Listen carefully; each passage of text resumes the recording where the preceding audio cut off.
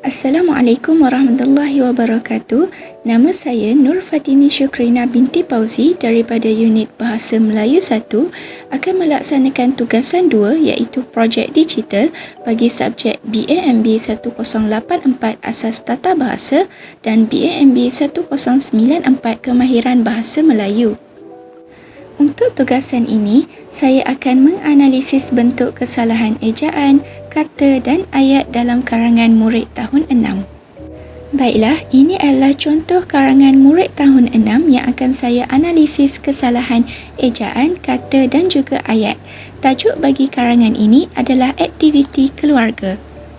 Ayat bagi perenggan yang pertama adalah pada hari Isnin, keluarga saya mengadakan aktiviti keluarga bersama-sama. Kesalahan yang terdapat pada ayat yang pertama adalah kesalahan dalam menggunakan kata nama khas iaitu Isnin dieja dengan menggunakan huruf kecil. Penggunaan yang betul adalah Isnin perlu dieja dengan menggunakan huruf besar kerana ia merupakan kata nama khas. Kesalahan yang terdapat dalam ayat yang kedua pula adalah kesalahan tanda baca, iaitu selepas tanda koma, perkataan keluarga dieja dengan menggunakan huruf yang besar. Penggunaan yang betul adalah perkataan selepas tanda koma hendaklah ditulis dengan menggunakan huruf yang kecil. Dan saya telah gramatiskan ayat ini dan menukarnya kepada saya dan keluarga mengadakan aktiviti bersama-sama.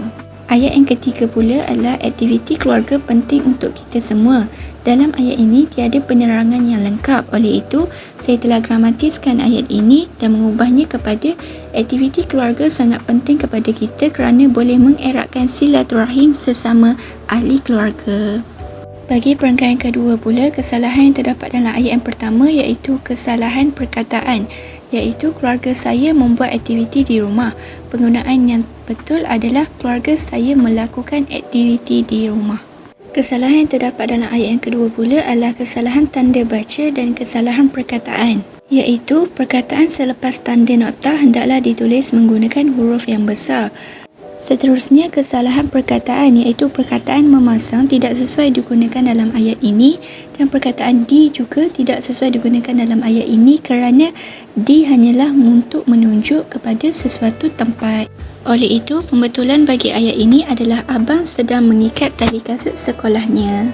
Baiklah, teks dalam perenggan ketiga pula adalah ayah pula sedang mengasah pensel-pensel untuk diguna. Kesalahan yang terdapat dalam ayat ini adalah kesalahan ejaan. Oleh itu, ejaan perkataan pensel yang tepat ialah pensil. Ayat yang kedua pula ialah adik meletakkan buku ke dalam beg sekolahnya dengan sangat kemas. Dalam ayat ini, saya telah mengubahnya menjadi ayat yang lebih dramatis dengan menggunakan perkataan yang lebih sesuai dan menggugurkan kata penguat, iaitu menjadi kepada manakala adik sedang menyusun buku ke dalam beg sekolahnya dengan kemas. Baiklah, ayat bagi perenggan keempat pula adalah kakak sedang membalut buku dengan pembalutnya. Di sini terdapat kesalahan ejaan membalut.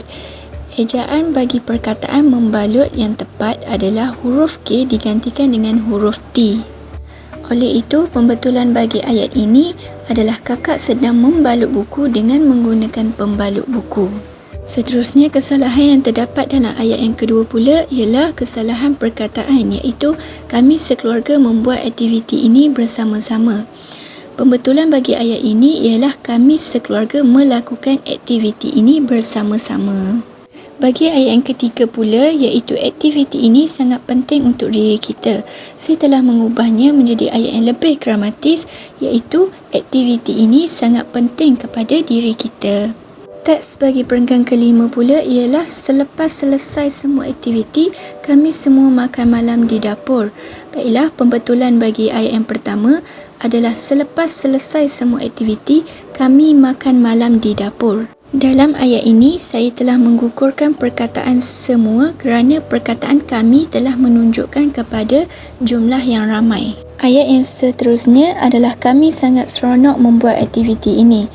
Di sini terdapat kesalahan perkataan bagi perkataan membuat. Oleh itu, pembetulan dalam ayat ini adalah kami berasa sangat seronok melakukan aktiviti ini. Baiklah, ayat dalam perenggan yang terakhir pula adalah akhir sekali, kita perlulah mengadakan aktiviti keluarga untuk mengelakkan pergaduhan, kebencian dan boleh mengeratkan hubungan. Baiklah, kesalahan yang terdapat dalam ayat ini adalah kesalahan ejaan bagi perkataan mengelakkan. Ejaan yang tepat bagi perkataan mengelakkan adalah mengelakkan. Yang kedua adalah kesalahan tanda baca pada ayat kebencian dan. Ini kerana penggunaan tanda baca koma perlu digugurkan kerana perkataan selepas tanda koma tersebut adalah perkataan dan. Yang ketiga, saya telah mengubah perkataan boleh kepada perkataan yang lebih sesuai untuk menjadikan ayat tersebut lebih gramatis.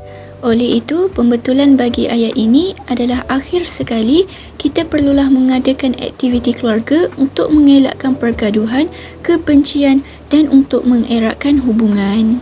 Baiklah, itu sahaja daripada saya. Sekian, terima kasih.